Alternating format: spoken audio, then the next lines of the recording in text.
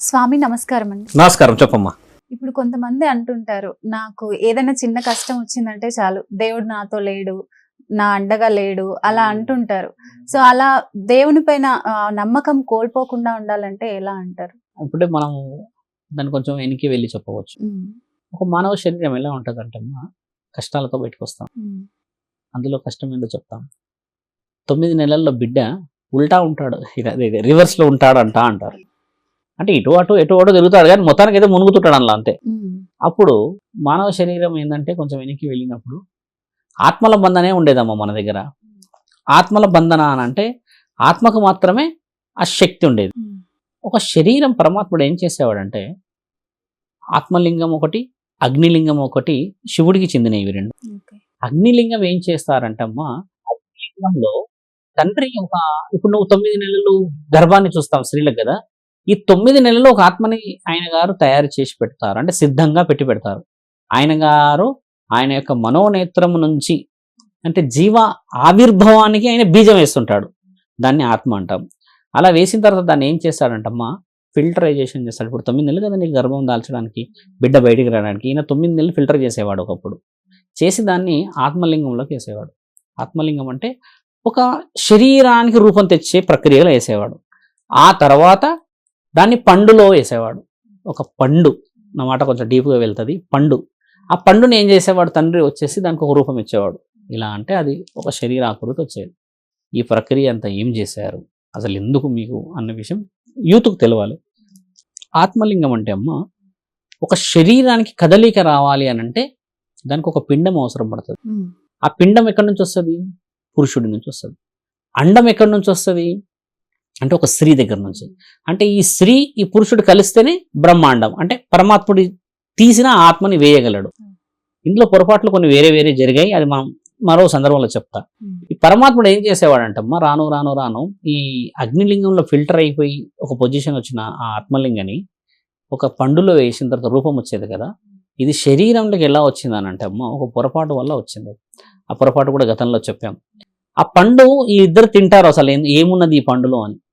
ఆ పండులో ఏమున్నది అని చెప్పి ఇద్దరు వ్యక్తులు తినడం చేత వచ్చి ఇక పైన మీరే మిమ్మల్ని పుట్టించుకోవచ్చు, నేను ఆత్మలింగం అని అగ్నిలింగం అని ఇలాంటి లింగంల ద్వారా ఫిల్టర్ చేసి ఒక శరీరాన్ని తీసే అవకాశం లేదు, మీరు ఈ పండు నేను చెప్పినట్టుగా వినలేరు. అక్కడ ఒక పండులో ఏముంటుంది, ఆత్మ ఉంటుంది కదమ్మా, దాన్ని తినేస్తారు కదా. తినేసేసరికి తండ్రి వచ్చి బయట పండు లోపల పండు సగం సగం తినేస్తే బయట తిన్న వాళ్ళు గర్భం దాలుస్తారు, లోపల పండు తిన్న వాళ్ళు వీర్యాన్ని దాలుస్తారని చెప్తాడు తండ్రి. ఈ విషయం మన దగ్గర ఉంది, మళ్ళీ శివపురాణంలో ఉంటుంది అది. అప్పుడు ఈ బయట తిన్న వాళ్ళు స్త్రీ అయ్యారు, బయట పండు పొర, లోపల తిన్న వాళ్ళు పురుషులు అయ్యారు. మీ ఇద్దరు శారీరకమైన ఆలోచన కలిగినప్పుడు ఇప్పుడు అండం పిండం బ్రహ్మాండం అంటారు దాన్ని. మీ ఇద్దరి ద్వారా ఒక ఫలదీకరణ జరిగితే ఒక 5 నెలలకి 3 నెలలకి 4 నెలలకి ఆత్మకి బలం ఇస్తారు. అగ్నిలింగం దాని దగ్గర ఉంటుంది అప్పటి వరకు ఆత్మలింగం. ఆ అగ్నిలింగం నుంచి 7వ నెలకి గర్భంలో చేస్తాడు తను. ఈ ప్రక్రియ ఎలా వచ్చిందంటే అమ్మ, చెప్పిన మాట వినలేరు ఒకటి, రెండోది బయట పొర లోపటి పొర అనేది నా మాట వచ్చే వరకు మీరు ఆగలేరు, కాబట్టి మిమ్మల్ని వీరు పుట్టించుకునే ప్రక్రియ ఉన్నదని రాసున్న గ్రంథము మన దగ్గర ఈ శివపురాణం. అలా మనిషి యొక్క శరీరం పుడుతుంది తల్లి. ఇప్పుడు మీరు అడిగిన ప్రశ్న మీరు మళ్ళీ ఒకసారి రిపీట్ చేయండి, ఏమడిగారు మళ్ళీ ఒకసారి. అంటే కొంచెం కష్టం వచ్చినప్పుడు దేవుని పైన నమ్మకం కోల్పోతారు కదా. నిన్ను ఎలా పుట్టాలో అని మొదటే నిర్ణయించిన వాడికి తెలియదా ఏ కష్టం నీకు వచ్చింది, ఎలా నీకు వచ్చింది, అది ఏ విధముగా వచ్చింది అంటే నీ ఆత్మ నీది కాదు అని అర్థం. అంటే అది ఆయనది, ఆయన పరమాత్ముడిది.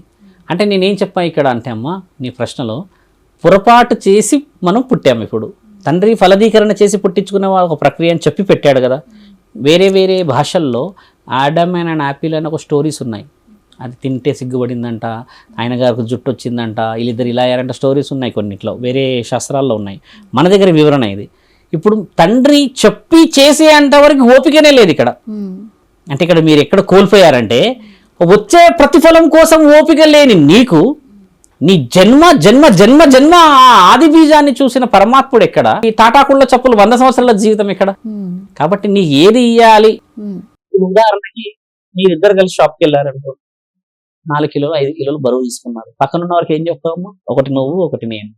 ఆ 4 కిలోలనే నువ్వు నిర్ణయించగలిగితే నువ్వు బరువు నేనో బరువు అని, మరి జీవితం నీ వంశాన్ని మోస్తున్న ఆ ఆది బీజాన్ని మోస్తున్న ఆ పరమశివుడికి ఆ మీ కులదైవం విలవేలుపులకి నీకు ఏ బరువు ఇయ్యాలో తెలియదు అమ్మ. గుడి చుట్టూ తిరుగుతారు, ఓ బనాలు తిరుగుతారు, అది చాలా పుణ్యమే. కొంతమంది సక్సెస్ అవుతారు, కొంతమంది ఎందుకు సక్సెస్ అవుతలేరంటే నువ్వు ఇంకా చాలా తిరగాలి అని అర్థం దాన్ని. అంతేగాని నేను ఇంకా 100 నుంచి 108 పోతా 1000కి పోతా అని అర్థం కాదు. దాని అంతరార్థం ఏంటంటే దేవుడు ఎప్పుడూ కూడా భక్తులు చెడిపోవాలని కోరలేడు. భక్తులే దేవుడిని చెడు చేశారు.